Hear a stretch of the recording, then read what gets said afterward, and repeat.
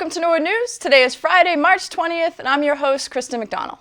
Norwood Community Media is happy to be able to provide this newscast, and hopefully in doing so can help maintain some sense of normalcy during what has been an unprecedented time for all of us. Norwood Hospital has made improvements to its COVID-19 testing process.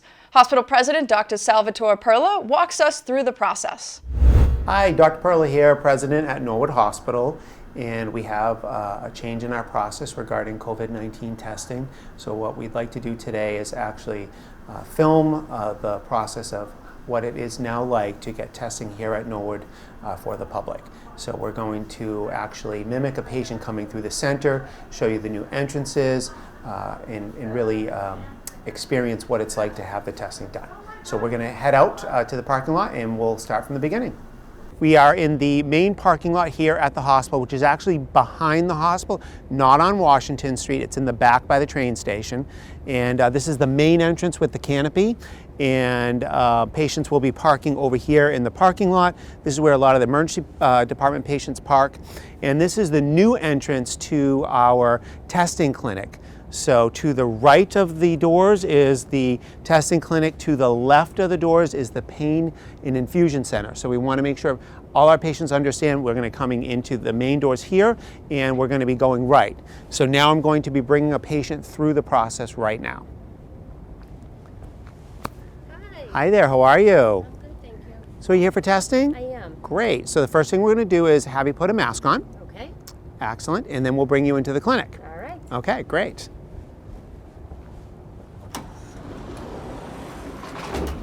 So this is the entrance to the clinic, and to the left of me is the entrance to the clinic. You can hit the doors over here. These will open, and this is, you can go right in, ma'am. Thank you. And straight ahead, why don't you foam here first? We've got foam gel for everyone to sanitize their hands and practice good hygiene. And next we're going to have you go to the registration area. Hi. Hi, how are you? I'm good, thank you. Are you here to be tested? I am. Excellent. Do you have your name? It is. My name is Ailish Wilkie. Can you spell that for me? Sure. First name is Ailish, A-I-L-I-S-H. And spell your last name? W-I-L-K-I-E. And your date of birth? 10/6/83. All right. If you'd like to take that and go ahead right through those doors Okay. and follow the corridor all the way around. So part of social distancing is, even in healthcare, we always want to have a barrier of at least 6 feet so that we are minimizing exposure to our healthcare staff, which is why there's a desk here. So next we're going to head off over to our testing facility. So this is the former day surgery. Well, it still is day surgery after we move past this pandemic, but we've made it a very efficient process. So we're going to go through here. We've taken all the other areas that are not impacted by the hospital. We've put up plastic wrap to make sure there's no mingling of patients. We're going to go straight through here, and we're going to head into our infusion, former infusion area, and this is actually the testing site. And here's where the patient will first meet our nurse. This is Nurse Justine. Good afternoon. Are you here for testing? I am. You are. Could you please tell me your name and your date of birth? Sure. It's Ailish Wilkie, 10/6/83. Wonderful. Thank you very much. I'll just have you come right over here. I'm going to have you keep your face mask on and pull your mask down below your nose, and we'll perform the test here. That's it. I'm going to take your paperwork, secure your specimen. I'd ask you to please wash your hands, and you can exit right through that door there. So here, it's a very quick specimen collection. It's a nasopharyngeal. It's not a throat swab. So they just go down to the nasal cavity, do a quick collection, and then discharge instructions are given to the patient, letting them know to continue to self-isolate. If they don't feel well, to contact their primary care physician. If they feel really bad, to go to a local emergency department, obviously Norwood if they live around here. And that we will be giving them a call between 3 to 5 days regarding test results. We do have an update. Our local lab in Marlborough has received the testing material, so there's a potential that we could get our results back in less than 48 hours. And as soon as that information becomes available, we'll also let you know as well. So in order to keep the process smooth and efficient, we've created a special exit so people don't have to go back through the hospital. So our patient now can just go right out this door. Thank you. Have a nice day. Thank you. You Have too. a great Thank day. And there's keeping the flow linear and not having to go back. So that was our video. We do have a few things to review with you. The first is that we need everyone to pre-register. So we're going to provide you our pre-registration line. Second is the hours of operation and the days. Right now, our plan is to keep this facility open from 8 a.m. to 6 p.m. Monday through Sunday. If there's a need to increase or decrease the volume of our hours, we will absolutely communicate that with you. Secondly is we remind everyone, for people that have symptoms that include fever, cough, runny nose, to please make an effort to bring a mask with you. If not, we will provide you one, but it is in everyone's best interest in public health to arrive with a mask if possible. Next is we really do need your physician to provide an order.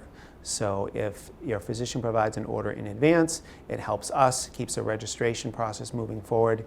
If you don't have an order, we will work hard to try and work with your primary care physician to obtain one, or we can actually see if one of the doctors here could write you an order.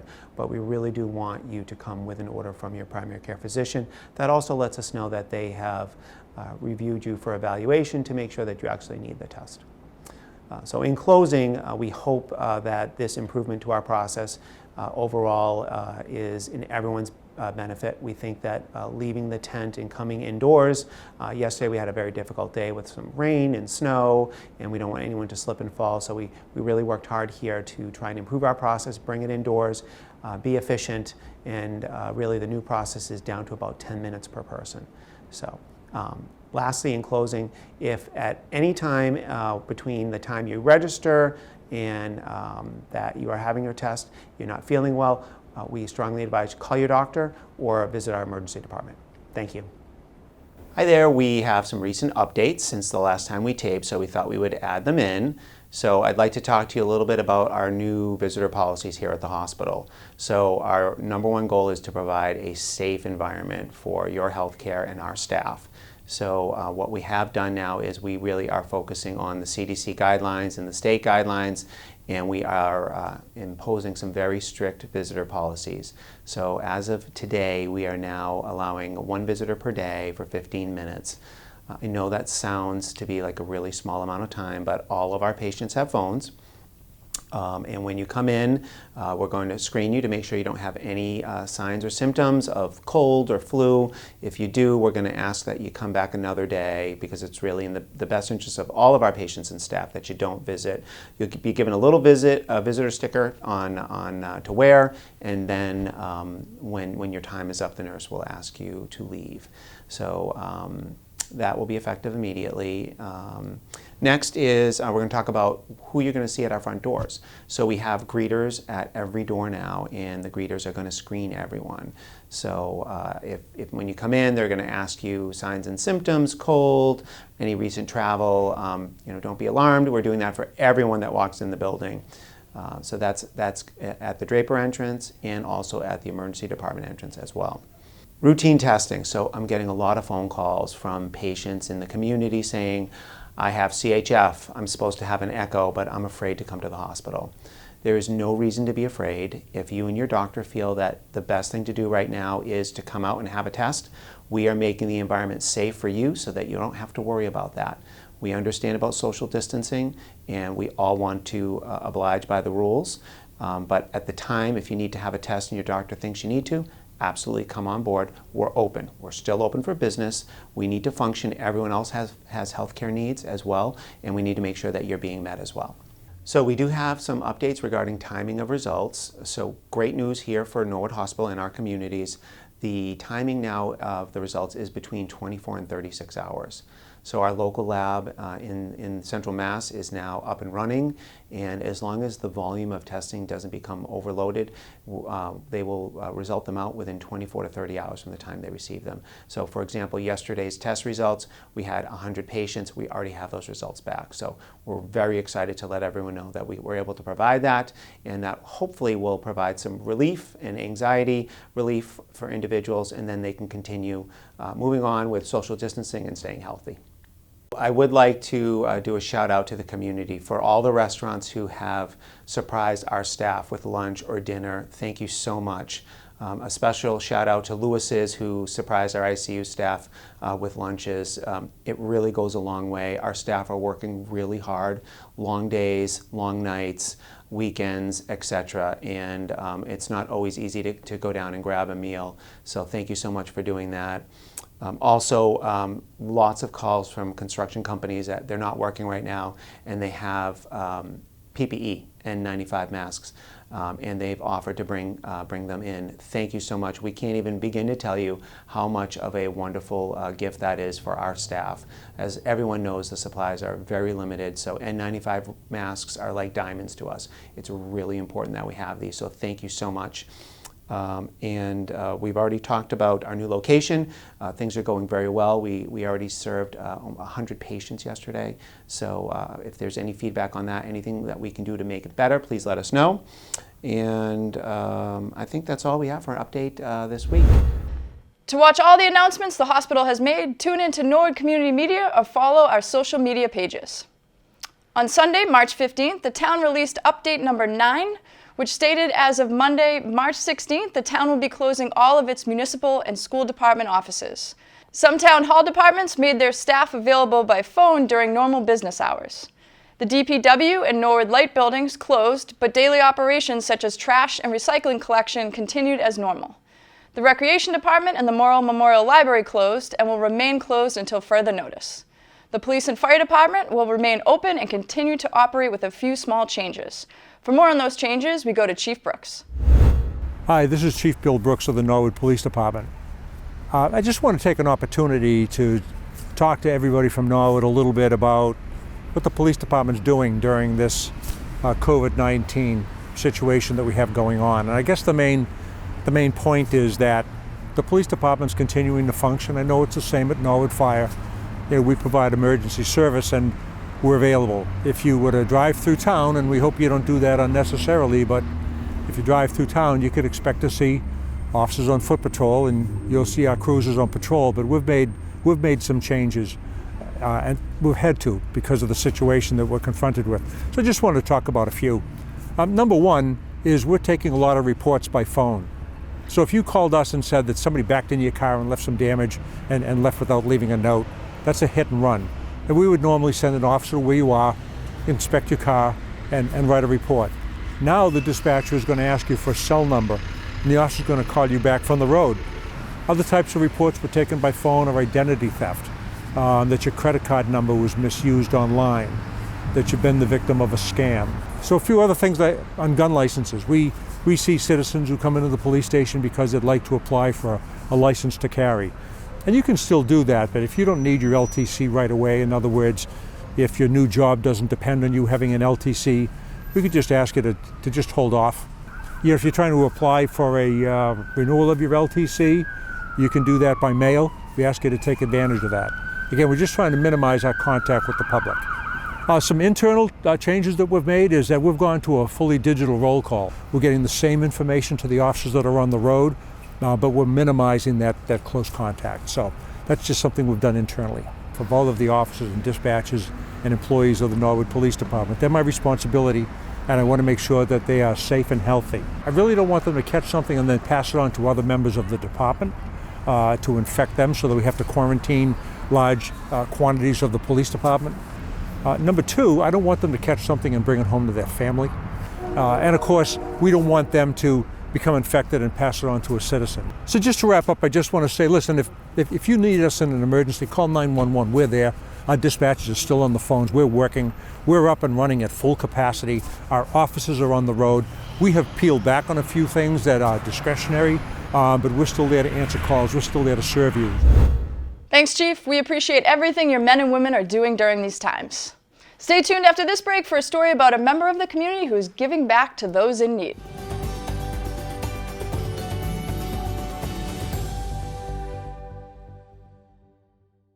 Hello, I am Kathy Bishop, Chair of the Board of Health. Social distancing is the effort to maintain a distance between people. Actions include avoiding large gatherings over 25 people, staying home as much as possible. If going out, stay about 6 feet away from others and avoiding contact such as handshakes and hugs.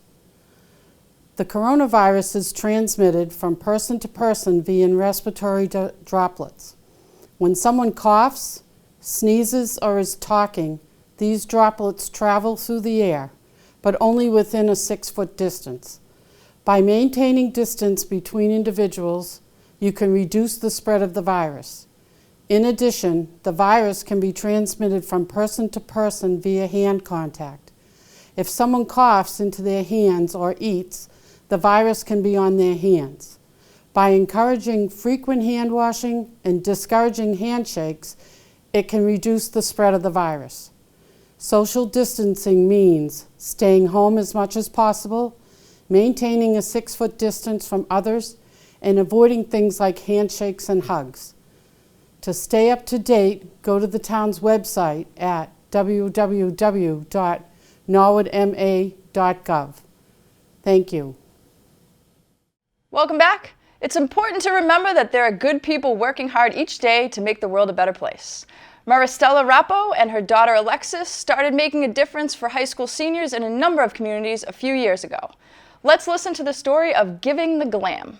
We could all use a little something to smile about. Giving the Glam is a program that helps financially disadvantaged teens that cannot afford to go to prom. We help kids that not only face with the financial challenge, but face with everything else that challenge their life can throw at them. Then we provide them everything, like first class. Everything is new, from dress, tuxedo, jewelry, shoe, photography, limo, and the videographer to film the moment. And that is like an opportunity for them to feel special, to feel included and everything. That is what our program does. In 2014, Alexis Rappo connected her mother, Maristella Rappo, with the Medco coordinator from Dover-Sherborne High School, knowing that her mother could use her fashion expertise to help a kid in need. So I was really close with the Medco coordinator at our school. I go to Dover-Sherborne, and I knew that my mom would love to get involved to help a kid who really needed help with fashion, because my mom used to work in the fashion industry. So I connected her with Miss Monique, knowing that my mom would love to share her expertise to help someone. And I say, Monique, I work in the fashion industry in the past. I say, if I can use my fashion skill to help any kids, you know, with the Day of the Beauty or anything, I will be really happy to help. And she said, oh, thank you so much for asking. Then 9 days later, she calls me and says, you know, Maristella, I have this young lady that is raised by a single mother. Her father passed away, and she really can take your help, but it's for prom. And I said, oops, prom. I never done prom before. I didn't know what prom was. Since 2014, the program has grown from 1 student to over 180 for each prom season. Maristella and her family began by funding the whole program themselves, and then in 2017 incorporated as a 501c3. With the help of sponsors and donors, Giving the Glam became a full-fledged nonprofit and found their home at the Norwood Space Center. Then I rented this room for many reasons. 1, I can get the cost much lower for the dresses because I can buy as a wholesale. 2, I don't need to rent a hotel for the day of the prom for the kids to get ready, because it's a whole 6 months process. Then the day of the prom, we get ready here, and then we throw a fundraiser here. We use the space for everything, and that is what we do. Last April, we had about 250 people, and we were able to raise about $42,000. Starting with just over Sherborne, Giving the Glam has now helped students in several different communities, one of them being the Boston Public Schools, where local police officers have helped students with transportation to Giving the Glam. I got involved with Giving the Glam through Monique Marshall, who is the Medco coordinator for Dover-Sherborne. She actually reached out to our community service office and asked to partner with us for Giving the Glam. Cynthia Brewington, Boston police officer, says the confidence that Giving the Glam has given these kids is irreplaceable. The biggest benefit is the self-esteem that they are gaining from this program. When you take young people from the community who think that their parents don't make enough money, or their parents don't drive the best car to get them to the prom, or people who just don't feel that they're pretty enough or handsome enough to go to their prom, and they come here to give them the glam.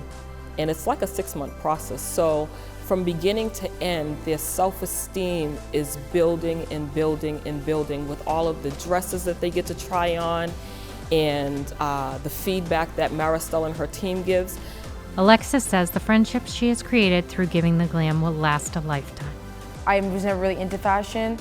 I grew up with 3 brothers and I'm a soccer player. But my favorite part is meeting each one of the kids. For the girls and boys, I'm almost here every day with them to help pick their dresses, and the bonds I create with them because we're very close in age. They become like my closest friends after, and it's great. I'm still in touch with so many of them.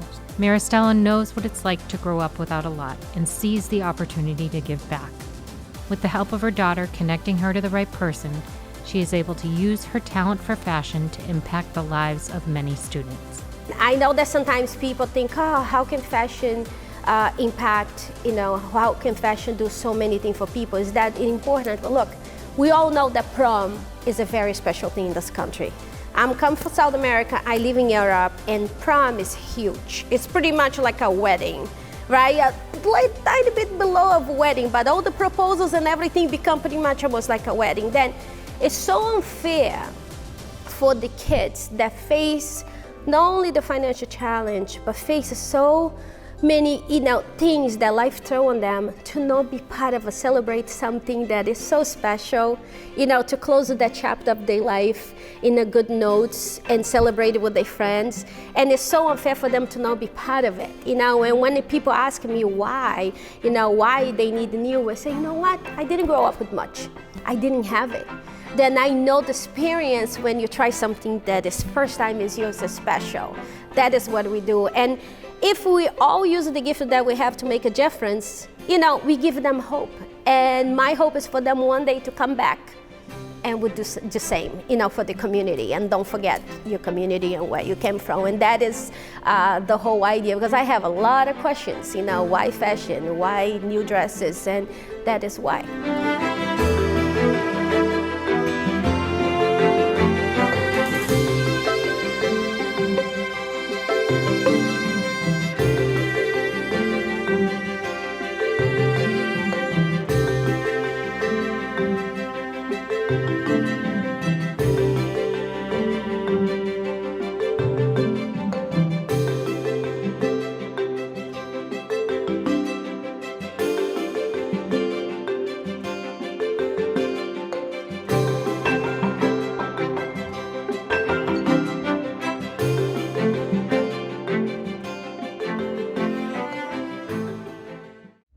Stay tuned after this break for some school news.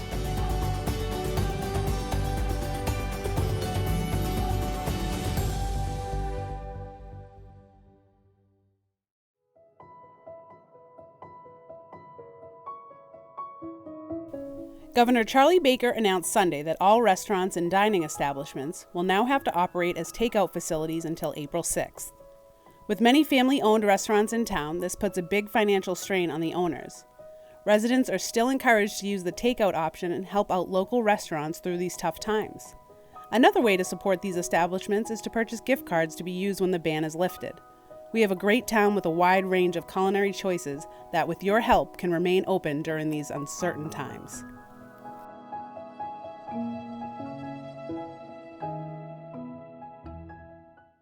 Welcome back. The Norwood School Department has created a coronavirus update page on their website, www.norwood.k12.ma.us. This page will have the latest communication from school officials regarding the coronavirus situation in Norwood and contains links to the town update page and the Mass Department of Public Health. It also has additional resources provided by the Centers for Disease Control and Preventions. You can also stay up to date by following their social media pages. During the school shutdown due to COVID-19, the Norwood Public Schools Food Service Department will be providing grab-and-go meals. Let's go to Director of Dining Services, Eli Norris. Norwood Food Service is proud to be serving meals at the Callahan and Balch Elementary Schools during this temporary closure. We'll be serving grab-and-go meals from 11 a.m. to 1 p.m. These grab-and-go meals will be available to take home for all children and teens 18 and under. There'll be a variety of selections from cereal and muffins for breakfast, and sun butter and jelly and cold cut sandwiches for lunch. Callahan Principal Donna Brown is grateful that Food Services has stepped up to help the families in Norwood. Hi, this is Mrs. Brown from the Callahan. I just want to thank the Food Services Department for helping our families in this unprecedented time, supporting them for breakfast and lunch, and thank you so much for all that you do. Norwood is a great community. Okay, thank you. See you tomorrow. Bye, guys. It has just been announced that this program will be expanded. Starting Monday, the meals are now available at all 5 elementary schools, and you'll be able to pick up multiple days of meals. In addition, you will also be able to pick up meals that can be cooked at home. And as a reminder, for safety reasons, please remain in your car. A big thank you to the food service team for providing this service to the families of Norwood. In sports news this week, our sports reporter, Brian Dunn, reported last week that the MIAA has temporarily suspended its spring sports season due to coronavirus concerns. The MIAA recently voted to suspend the spring sports season further with an effective start date of April 27, 2020. The effective end date of the season, including playoff tournaments, will be June 20th, 2020. You can access a frequently asked question document released by the MIAA by going to their website at miaa.net. The MIAA is set to release another update regarding the status of the 2020 spring sports season on March 25th. For sports updates, be sure to follow NCM on social media, Facebook, Twitter, and Instagram. Stay tuned after this break to find out what is happening in your local government.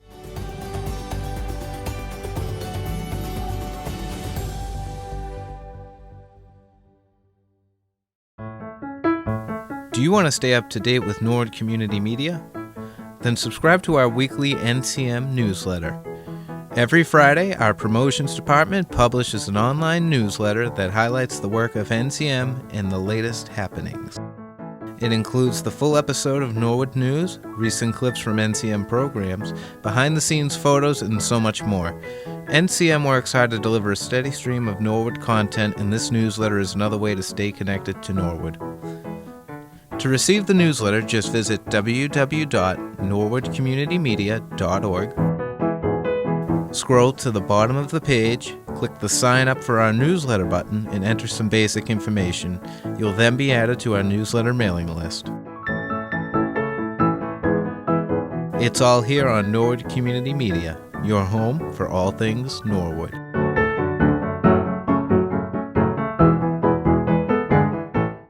Welcome back to Norwood News. The school committee met on Wednesday night in a new technology-based way through Google Hangouts. NCM took the feed and was able to broadcast the meeting live to the Norwood community. We were also able to stream it. The school committee had a full agenda and covered the current COVID-19 crisis. One of the important topics of the night was covering the salaries of the food service and extended day employees for the next 3 weeks. Would it be appropriate now to make a motion to do maybe a budget transfer of $96,000 from the snow and ice line to the new line of salaries that need to be paid that aren't currently in our budget?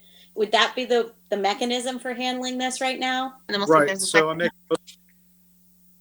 I make a motion that we transfer funding for the cafeteria workers from the snow and ice budget that we have used this year. And also the extended day workers, both groups? Yes. Okay. Is there a second to that motion?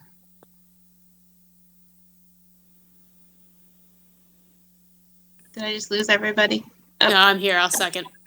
Okay, second by Mara. Further discussion? I just want to clarify one thing. We're talking about, at this point, making a vote for these 3 weeks that we're talking about now. And I don't know that we can promise to do anything beyond that if the governor extends this shutdown of schools beyond that. We would have to re-vote at that point, I believe. I understand it the same way, Maya. I will amend my motion to say for 3 weeks. The school committee unanimously passed the motion to transfer $96,000 from snow and ice to cover these salaries. The school committee voted to extend and finalize Superintendent Thompson's contract for the next 4 years. So looping back to some old business, Dr. Thompson's contract, which also feels like it's been quite a while since we talked about that. But at our last meeting on February 26th, right? Is that the right date? Yep. Yes, I think so. We did vote on an agreement to the terms of the contract, but you might remember on that night we were still waiting for the final, legalized version from the attorney with all the wordsmithing and the language. So we do have that contract back. You should have it in your packets. So tonight, what we're looking for is a motion and vote to finalize Dr. Thompson's contract. And I would second the motion. Okay, so Maya has motion on the table. Dave seconded. Any further discussion at this point? Okay, all in favor of Dr. Thompson's contract for 4 years? Aye. Aye. Was that all 5 of us? Sorry, I'm trying to see everybody on camera. Shaking head, yes. Okay, 5-0. Great, that moved along quite nicely. The school committee went over their current budget as well as the superintendent's proposed FY21 budget. The school committee praised the town of Norwood, school department, and town officials on the handling of the COVID-19 crisis in town. The school committee will meet again in the coming weeks. Friday afternoon in Memorial Hall, the Board of Selectmen met to go over new business on their agenda. This marks the first time the board has met since March 3rd. The Board of Selectmen is the first group to meet in person since the COVID-19 outbreak accelerated last week. One of the things we have to consider is the social distancing. And the room upstairs, the selectmen's chambers, as we know, is really too crowded and too complicated to manage to get everybody in there. I don't want to be sitting at a table elbow to elbow with the other 4 selectmen. So we've decided to take it downstairs to Memorial Hall where we have more room. We've spread everybody out at least 6 feet in all directions, so that's not a problem. We're attempting to let the public know that we're trying to minimize public participation as much as possible. And we don't have a lot on our agenda that requires any public hearings today, but we do have to announce we're going to go into, by law, this is all by law, we have to announce that we are going to have a remote participation by one of our selectmen, Thomas Maloney. It also requires that all votes taken in a remote meeting must be a roll call vote. So those are some of the things the public should know. We're also going to make a determination of a state of emergency, which will be declared retroactive to March 6th, when all of this began. That'll put us in line for any possible federal or state funding. For complete government coverage, tune into the NCM Government Channel or watch it on demand at norwoodcommunitymedia.org. Stay tuned after this break to find out what else is happening around town.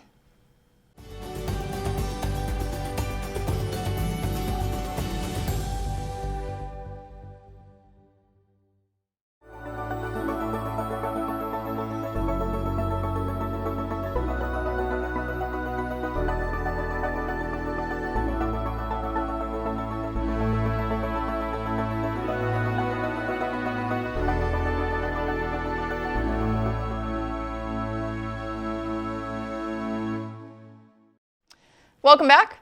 The Senior Center has also closed its facilities to the public, but is offering pick-up-to-go meals Monday through Friday from 11:30 to 12:30. For more on this, we go to the director of the Senior Center, Carrie McCarthy. Hi everyone, it's Carrie McCarthy, the director of the Norwood Senior Center. I'm here today with an update. A lot has changed since last time we met. I just want to let everybody know the AARP tax preparation program has been temporarily postponed. As soon as we get new dates, all the people who have appointments will be called and we will reschedule you. The center is completely closed, however, the staff is here. We are here to take any phone call, any questions, anything you need. We're here for you from Monday through Friday, 8 to 4. Also, you'll see behind me that the lunch program is still currently going on. All you need to do is give us a call, put in your order, and it will be ready for you to pick up. If you cannot pick it up, please give us a call and we will have it delivered to you. Again, if there's anything else you need, just give us a call, 781-762-1201, and we will help you. Thank you, and stay safe and well. With the Recreation Department being closed, a lot of parents are looking for fun activities for their children. The Rec Department has done an amazing job posting videos and tips for parents to try with their children in their homes. For more on these social media posts, we go to Program Director Katie Seastead. Hi Norwood, Katie Seastead here from the Recreation Department. We hope you have been following us on Facebook as we have been adding a lot of content to help pass the time. We've had a lot of guests come in to do videos, and we also have some families sending their videos to me. which is awesome. We have a lot of videos. I think as of right now, we have about 40 videos that we have not shown yet. However, if you and your family are at home and are doing a cool science experiment, doing something outdoors, or something that's more instructional that you would like to show other families, please send your email to me, Catherine Seastead, so that's Seastead, SEASTEDDT, at norwoodma.gov. We're looking forward to getting other people involved with this.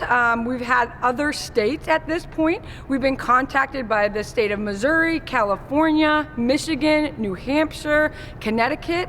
So we are doing a great job. We'd like to thank our families that have done the videos so far, as well as our part-time instructors. We couldn't do it without you. We did our first Trivia Live on Tuesday, so we're calling it Tuesday Trivia. We will have one next week on the 24th of March, so please tune in live on Facebook. You'll need to have a pen and paper ready, as well as an email. We look forward to seeing you on the internet. Remember, Norwood, we're here to have fun. We're the rec department, social distancing virtually, so we look forward to seeing you and look forward to sending those videos to me. Awesome job. Well, that's all for Norwood News. To stay up to date with Norwood Community Media, follow us on Facebook, Twitter, and Instagram. As always, thank you so much for watching. Have a great weekend.